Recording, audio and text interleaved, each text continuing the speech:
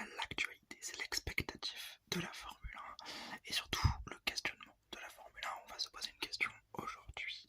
Vettel, Sébastien, est-il parti à la retraite une année trop tôt? Alors pour cela, on va présenter un peu Sébastien, on va monter toutes ses saisons jusqu'à sa retraite en 2022. Donc il ne participe pas à l'année 2023. On va parler des progrès de l'écurie dans laquelle il était en 2022 et de pourquoi cette écurie a autant progressé. Et ensuite on imaginera un petit peu l'avenir et ce qui aura pu se passer cette année. Commençons directement donc. Présentation de Vettel, vous connaissez tous Sébastien Vettel, quadruple champion du monde, allemand, né le 3 juillet 1987. Il a commencé très jeune le karting en 95 à 8 ans.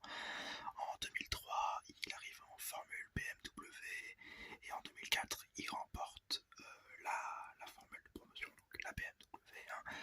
En 2005, il était déjà soutenu par Red Bull dès ses débuts en karting, mais en 2005, il monte en F3 Euro Series où il affrontera Hamilton et Adrian Sutil entre autres.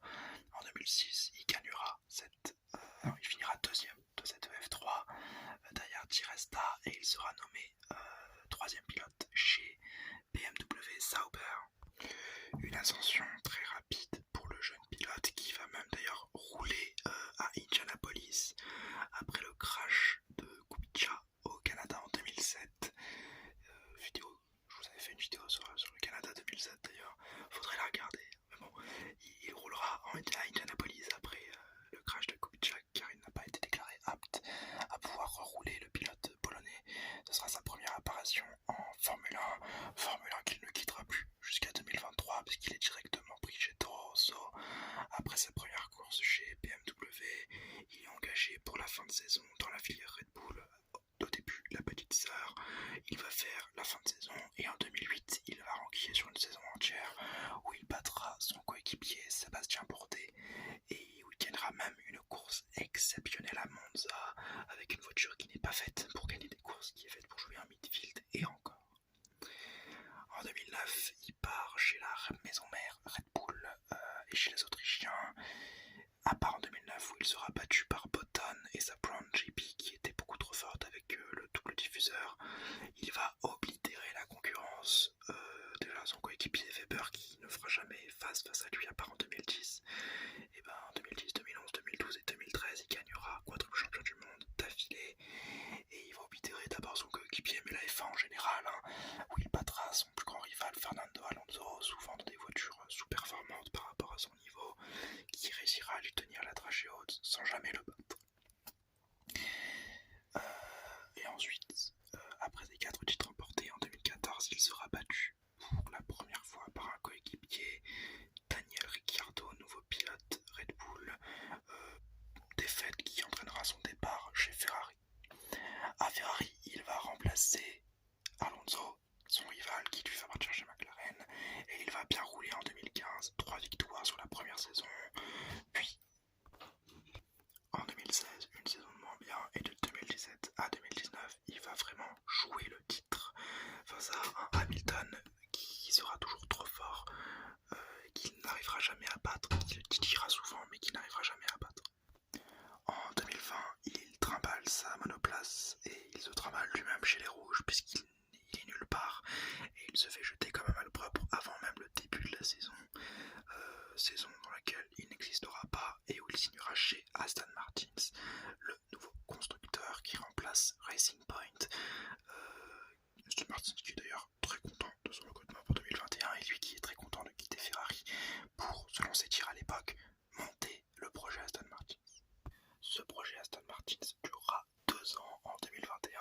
La hype est là et elle se sent. Vettel marque des points dans un bon midfield et il va même vraiment inscrire un double podium. Alors un podium réel à Bakou, 2ème place, et en Hongrie où il est malheureusement disqualifié à cause de l'essence.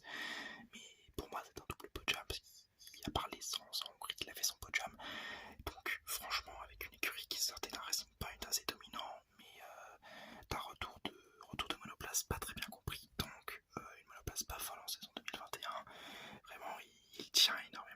tient la barre. Malheureusement, après ce podium en Hongrie, enfin ce podium raté en Hongrie, l'écurie va être en perdition, plus rien de la saison, et la voiture va sembler moins bonne, et vraiment très très mauvaise même en fin de saison. En 2022, la saison ne commence pas pour Sébastien Vettel puisqu'il est positif au Covid et il rate 2 courses. Alors, est-ce que c'est le Covid? Est-ce que c'est lui qui voulait pas aller dans certains pays qu'il n'aime pas forcément? On ne sait pas. Tout du moins, il arrive en Australie où il abandonnera en qualification et en course. D'ailleurs, il nous donnera cette magnifique image, je vous la mets, de Vettel à scooter, sans le casque, sans les mains. Magnifique. Après une 6ème place à Bakou, il annoncera sa retraite en Hongrie et finira sa saison sur une tournée d'adieu durant laquelle il n'aura vraiment pas de très bons résultats. Sa décision de dire adieu à la F1 sera sûrement prise à cause de sa voiture catastrophique et de son envie de vivre avec sa famille, puisqu'on sait que Vettel est très famille et d'ailleurs très vie privée, parce qu'à part Instagram il n'a aucun réseau social, et Instagram il a créé son Instagram juste pour expliquer qu'il partait à la retraite. Donc vraiment, il n'est pas du tout réseaux sociaux et il est très faible. Donc une retraite en 2023 qui entraîne la valse des pilotes. Vettel part à la retraite, Alonso prend la place de Vettel, Gasly prend la place d'Alonso, De Vries prend la place de Gasly. Entre temps, Ricciardo est poussé vers la sortie chez McLaren et Piastri qui devait prendre la place de Alonso se voit propulsé chez McLaren et donc c'est pour ça que Gasly va chez Alpine et donc Piastri qui était 3ème pilote Alpine est remplacé par Jack Doohan. C'est tout un bordel monstre qui est extrêmement drôle à voir, surtout quand on est contemporain de cette époque. Enfin c'est 2023, c'est pas très loin, mais j'ai beaucoup aimé ces petites moves et cette petite silly season qu'on avait eu l'an dernier. Et maintenant on va parler des progrès de Aston Martin et des raisons de ces derniers, parce que vous le savez, vous le voyez même depuis le début de cette saison 2023, et c'est une saison exceptionnelle, des P2A, ne plus savoir quoi en faire, des podiums partout. L'écurie Aston Martin qui était 9ème du championnat l'an dernier et P2 actuellement quand je vous parle, et ça risque peut-être pas d'être lâché puisque vraiment la voiture est exceptionnelle, que Alonso la surdomine et que Stroll fait des résultats assez décents quand il arrive à faire des bons week-ends. Et tout ceci est dû, à part le talent des pilotes et surtout du pilote espagnol, est dû aux excellents ingénieurs adverses recrutés durant la saison dernière. La saison dernière, en Hongrie, faut le rappeler, Aston Martin s'est vu affublé encore une fois le surnom de voleurs d'idées, de tricheurs et de copieurs, puisque leur sidepod était extrêmement similaire à ceux des Red Bull, pile après qu'ils aient recruté un ingénieur Red Bull, Dan Felau. Bon, c'est un petit peu bizarre, mais ça veut dire que les améliorations qu'on a actuellement sur cette Aston Martin, ils sont dus aux nouveaux ingénieurs et que donc Vettel n'a pas vu ces améliorations. Si en Hongrie il quitte la Formule 1, c'est qu'il est lassé, c'est qu'il veut plus, il en a marre, il veut pas faire le fond de grille toute sa vie, toute la fin de carrière et pas jusqu'à ses 35 ans. Non, Vettel ça a toujours été quelqu'un qui était au top et il veut pas s'arrêter en laissant un mauvais souvenir. Mais donc ce départ de la F1 veut aussi dire qu'il n'a pas regardé autour de lui, ou alors qu'il n'a pas été convaincu par ce qu'il y avait autour de lui chez Aston Martin au niveau de la voiture 2023. Pour lui, les améliorations n'étaient pas assez suffisantes pour pouvoir aller chercher les places qu'Alonso peut nous chercher aujourd'hui. Et c'est ça qui est assez important, c'est que Vettel, peut-être qu'il n'était pas convaincu par le discours, peut-être juste que c'était une lassitude totale, ou alors qu'il n'a pas été convaincu par les directives techniques et que sur lui c'était pas les bonnes pour lui. Et donc tout ça vient au fait que Vettel part, les ingénieurs font peut-être un travail exceptionnel, pas peut-être, ils ont fait un travail exceptionnel durant l'été et même durant la fin de saison.